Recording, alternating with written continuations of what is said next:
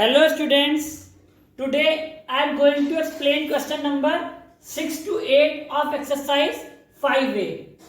Sixth question, find the HCF by long division method. Before this video, we learned to find out the HCF by two methods that were listing factor method and prime factorization method. Today we will learn one more method, that will be the long division method to find out the HCF. A part, we are given 128 and 192. It means we have to find out the HCF of 128 and 192 by long division method. So let us see how to solve it. First we write down the smaller number as divisor and the larger number as dividend. Now it will go one time. 128 ones are 128. Now we will subtract. We cannot subtract 8 from we cannot subtract 8 from 2 because it is smaller than 2. So it will borrow 110 from this 9. So यहाँ पर 12 हो जाएगा 110 borrow करने के बाद. 12 minus 8 4. अब यहाँ पे 110 borrow करने के बाद 8 बचेगा. 8 minus 2 6. ठीक है. Now look at. अब जो आपका रिमाइंडर होता है, जो आपका रिमाइंडर आएगा वो आपका बन जाएगा डिवाइजर, एंड जो आपका लास्ट डिवाइजर होगा वो आपका बन जाएगा डिविडेंड. ओके, फॉर एग्जांपल देखिए यहाँ पर आपका क्या 64 आपका रिमाइंडर आया है. सो अगेन ये क्या बन जाएगा, ये डिवाइजर बन जाएगा, और जो लास्ट डिवाइजर था 128 ये आपका डिविडेंड बन जाएगा. एंड हम लोग अगेन डिवाइड करेंगे. Okay, now we don't know the table of 64. So again what we will do, हम इसको एक 4 हाइड कर लेंगे, 1 डिजिट, उसकी 1 डिजिट हाइड कर लेंगे. यहाँ पे 6 बचेगा, यहाँ पे 12 बचेगा. अब ये 2 टाइम जाएगा. सो 64 को हम 2 से मल्टीप्लाई करके देखते हैं कितना होगा. 4 2 जा 8, 6 2 जा 12, हो जाएगा 128, और ये कंप्लीटली डिवाइड हो जाएगा. 64 2 जा 128 and we will get 0 as remainder. Means तब तक डिवाइड करते हैं जब तक ये कंप्लीटली डिवाइड ना हो जाए, या कह सकते हैं रिमाइंडर हमें 0 ना मिल जाए. देन अब HCF कैसे फाइंड आउट करेंगे. जो आपका लास्ट डिवाइजर होता है वही आपका HCF कहलाता है. और इस पूरे डिवीजन में आपका लास्ट डिवाइजर क्या है, आपका लास्ट डिवाइजर तो 64 है, ना कि 128.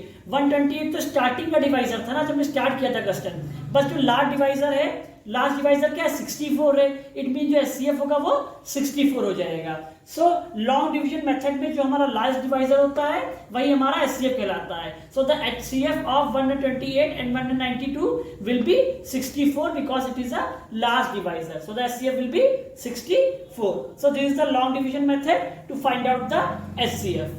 Okay, now we will learn how to find out the LCM. Okay, question number 7, find the LCM by prime factorization method. हमें LCM को find out करना है prime factorization method से. Okay, before explaining this question, let me explain you what is LCM. Its full form is least common multiple. Means ये क्या होता है, ये least common multiple होता है. least means सबसे छोटा, कॉमन मीन्स जैसे 2 या 3 नंबर से, सो वो मल्टीपल 2 जितने भी नंबर से सब में भी कॉमन हो. ठीक है, वो आपका कहलाता है least common multiple. For example देखिए हमको यहाँ पे 24 और 32 का एलसीएम फाइंड आउट करना था. सो हमने इसका एलसीएम फाइंड आउट किया, तो ये 96 आया.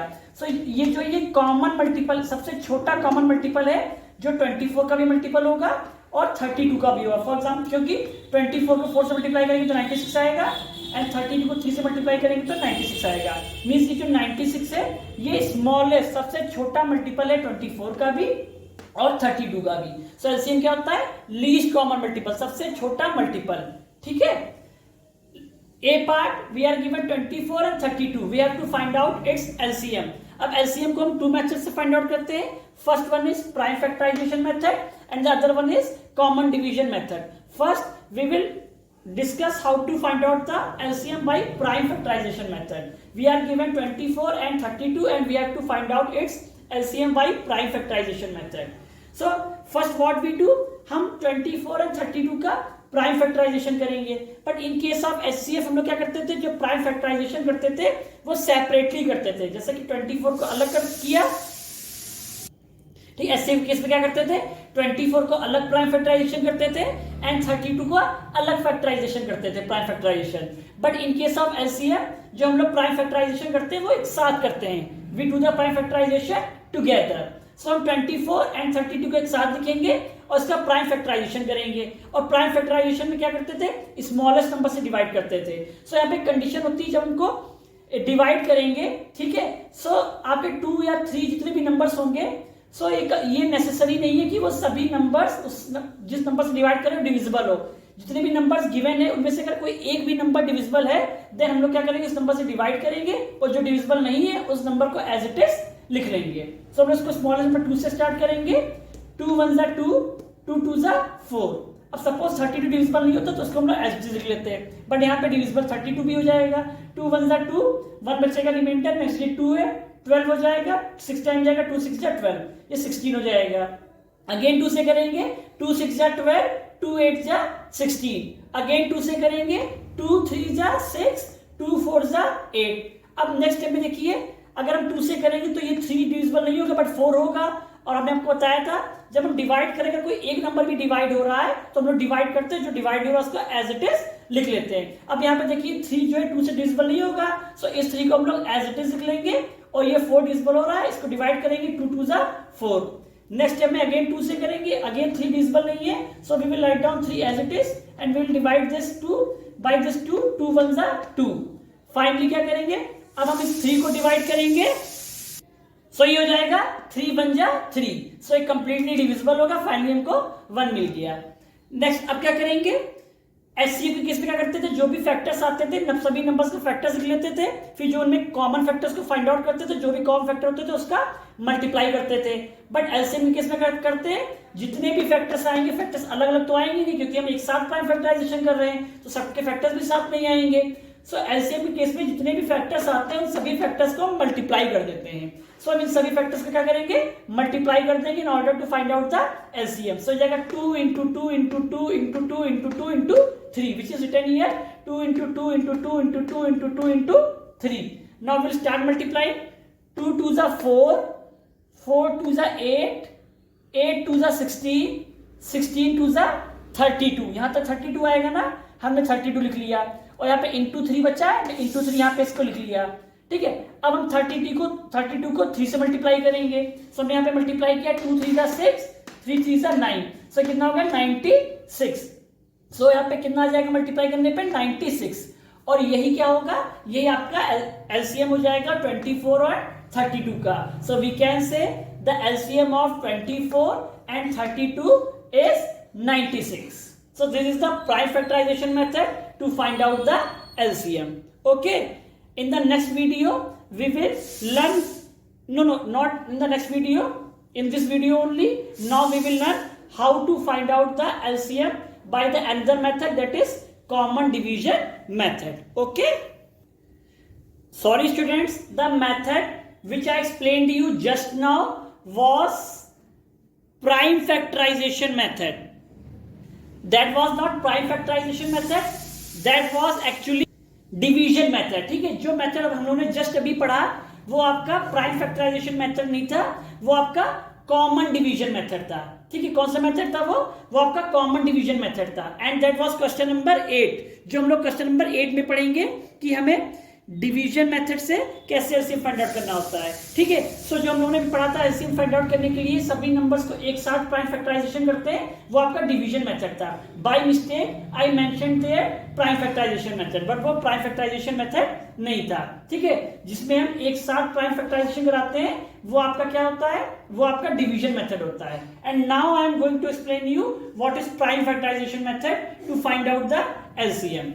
Look at B part. We are given 16, 28 and 44. So just like we did in case of SCF जब हम फाइंड आउट करते थे प्राइम फैक्टराइजेशन मेथड से तो क्या करते थे, पहले हम लोग सभी नंबर्स का सेपरेटली फैक्टराइजेशन करते थे। So in this question also first we will factorize each number separately. पहले 16 को करेंगे, it will go 8 times 2 8 जा 16, then 2 4 जा 8, 2 2 जा 1, 2 1 जा 2। देन हम लोग 28 को फैक्टराइज करेंगे, 2 1 जा 2, 2 4 जा 8, 2 7 जा 14, 7 1 जा 7। सिमिलरली हम लोग 44 को फैक्टराइज करेंगे, 2 2 जा 4, 2 2 जा 4, नाउ 2 1 जा 2, 2 1 जा 2 एंड 11 1 जा 11। हमने क्या किया, सभी नंबर्स को फैक्टराइज कर लिया and then we will write down the factors of each number, सभी नंबर के फैक्टर्स लिख लेंगे, हो जाएगा 4 times 2, 2 into 2 into 2 into 2. Similarly, we will write down the factors of 28 and that are 2 into 2 into 7. And now we will write down the factors of 44, that is 2 into 2 into 11, 2 into 2 into 11. ठीक है, same procedure हम लोग HCF में भी करते थे, but HCF के case में क्या करते थे, जो भी फैक्टर्स आते थे उनमें जो भी फैक्टर कॉमन होते थे, ठीक, जो फैक्टर्स आते थे उनको हम लोग उसमें क्या करते थे, कॉमन फैक्टर्स फाइंड आउट करते थे और फिर इन कॉमन फैक्टर्स का मल्टीप्लाई कर देते थे. बट एलसीएम के केस में क्या करेंगे, पहले हम लोग कॉमन फैक्टर्स फाइंड आउट कर लेंगे. हमने फाइंड आउट किया तो कॉमन फैक्टर्स यहाँ पे एक 2 है और एक ये 2 है.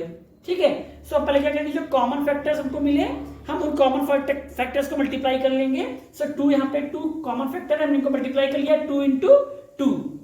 देन हम लोग क्या करेंगे, देन हम लोग देखेंगे जो आपके अनकॉमन फैक्टर्स हैं, जो कॉमन नहीं है उन फैक्टर्स को मल्टीप्लाई करेंगे. ठीक है, सो यहाँ पे फैक्टर कौन कौन से कॉमन नहीं उनको लिख लेंगे.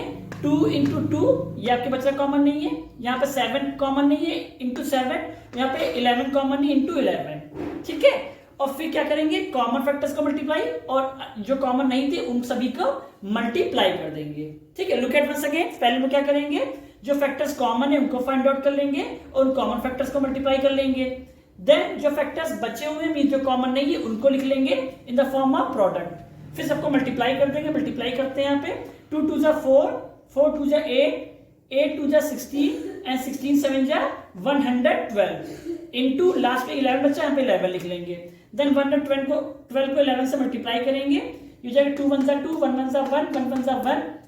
नेक्स्ट स्टेप में क्या करेंगे, 2 1 जा 2, 1 1 जा 1, 1 1 जा 1 ऐड करेंगे, हो जाएगा 2, 1 plus 2 3, 1 plus 1 2 और ये हो गया 1. सो हो गया 1232. It means the LCM of 16, 28 and 44 will be 1232. This is prime factorization method. Is that clear? And the method which I explained you in the previous question was division method. ठीक है, so LCM को find out करने के 2 methods होते हैं. First one is division method and the other one is prime factorization method. Division method में क्या होता है, इन सभी नंबर्स को हम एक साथ लिखते हैं और उनको क्या करते हैं, उनका फैक्टराइज करते हैं, डिवाइड करते हैं और जब कंप्लीटली डिवाइड होता है तो जितने भी फैक्टर्स होते हैं सभी फैक्टर्स को मल्टीप्लाई कर देते हैं और जो आंसर आता है वो एलसीएम होता है.